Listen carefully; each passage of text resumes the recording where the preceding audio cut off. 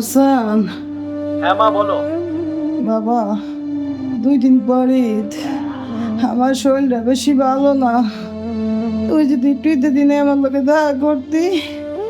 মা আমি আসতে পারবো না, এবার ঈদে আমি শ্বশুর বাড়িতে যাবো। তোমার আর 2 ছেলের ফোন দাও, আমার জ্বালাও না, রাখি।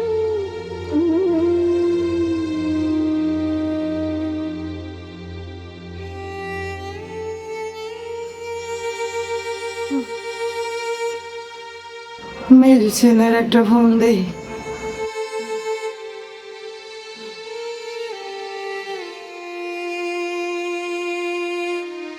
হ্যালো বাবা, পারভেজ। হ্যাঁ মা বলো। বাবা 2 দিন পরে ঈদ। আমার শরীরটা বেশি ভালো না। তোরে খুব দেখতে ইচ্ছা করতেছে। তুই যদি আমার লগে একটু ঈদের দিন দেখা করতি। মা আমি এখন আসতে পারবো না, আমার অনেক কাজের চাপ। আর রাখ, আমি তোমার সাথে পরে কথা বলি। আল্লাহ, ছোট ছেলের একটা ফোন দেই তো। আহ, আহ, আহ, আহ, আহ।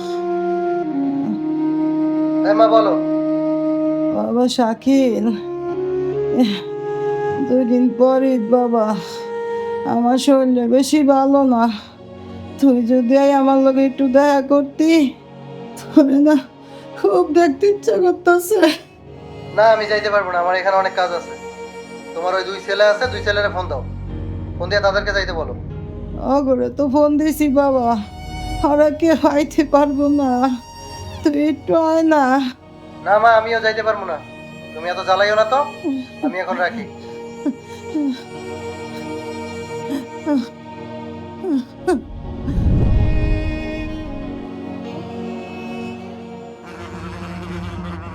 খালাম্মা, হুম, এত পচা গন্ধ ছুটছে। খালাম্মা মনে হয় মারা গেছে। কোরবানি তো হয়ে গেছে আজকে 7 দিন। কবে মারা গেছে আল্লাহই জানে। তার ছেলের একটা ফোন দিই।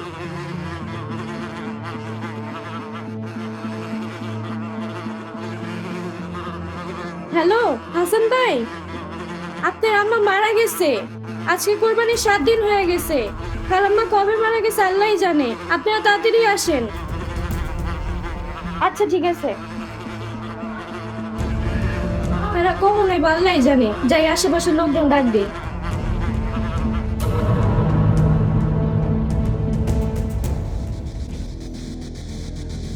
হাই বাবা, আমাদের একটু বাসের সামনে নামে দিয়ে আসো তো।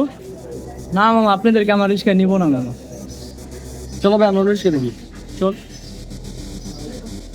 দাদা, জি। আপনি তো জানেন আমার মা মারা গেছে। আমার মায়ের নামে তো মিলাদ দিব। আমাদের 500 লোক বাজেট, 500 লোকের চাল ডাল যা লাগে সব আমাদের দেবে। না না ভাই, আপনাদের কাছে আমি কিছু বিক্রি করবো না। কেন বিক্রি করবেন না? বলছি না বিক্রি করবো না ভাই, আমরা জানি।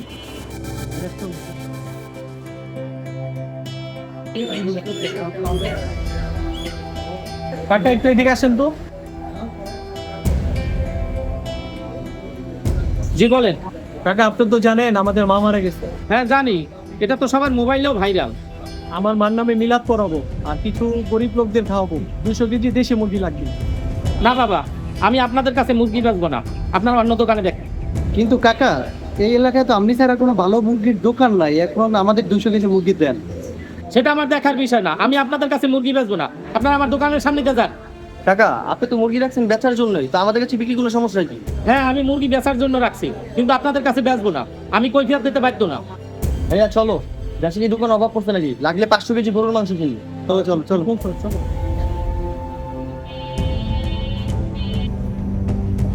ভাই কি ব্যাপার, আজকে আপনার গরু জমা দেন নেই?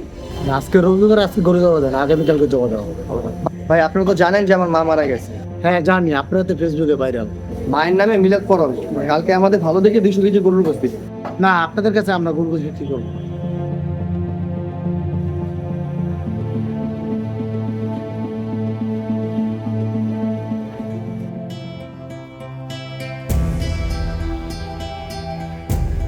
তোমাদেরকে আমি আগেই বলছিলাম মার নামে কোনো মিলাদ পড়ানোর দরকার নেই।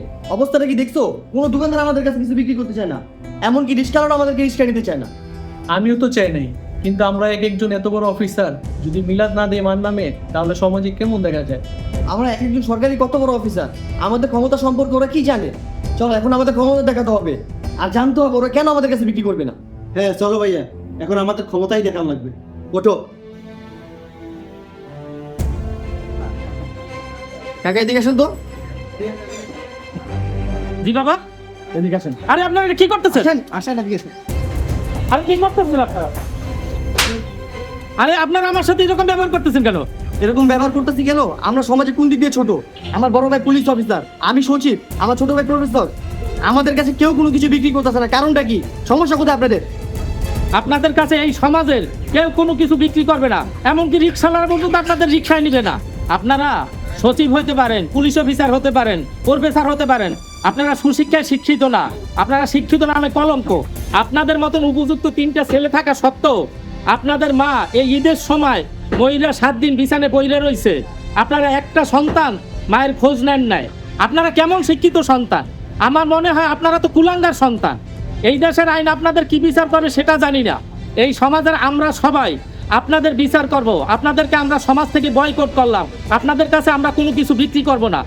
আপনাদের দেখা যেন এই সমাজের সব সন্তানরা শিক্ষা পায়, মা বাবার সাথে যেন এরকম খারাপ আচরণ না করে। আমরা চাই সব সন্তানরা মা বাবার প্রতি যত্নবান হোক।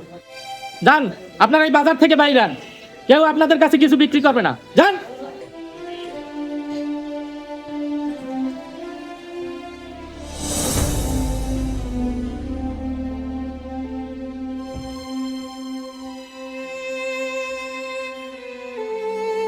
ভাইয়া, বাবা মারা যাওয়ার পরে মা আমাদেরকে অনেক কষ্ট করে মানুষ করছে।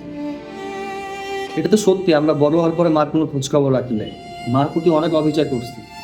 কিন্তু মা মারা যাওয়ার পরে বিষয়টা ফেসবুকে ভাইরাল হওয়াতে সমস্ত দেশবাসী আমাদের উপর খেপা। আমাদের বিচার যদি আইনের মাধ্যমে হতো তাহলে আমরা পার পেয়ে যেতাম, কিন্তু বিচার এখন জনগণ করতে চায়। আর এখন যে পরিস্থিতি, এই পরিস্থিতিতে দেশ ছেড়ে পালিয়ে যাওয়া ছাড়া আমাদের আর কোনো উপায় নেই। হ্যাঁ তুই ঠিক বলছিস, একটা বউ বাচ্চা নিয়ে রাতে রাতে দেশ ছেড়ে পালিয়ে যেতে হবে।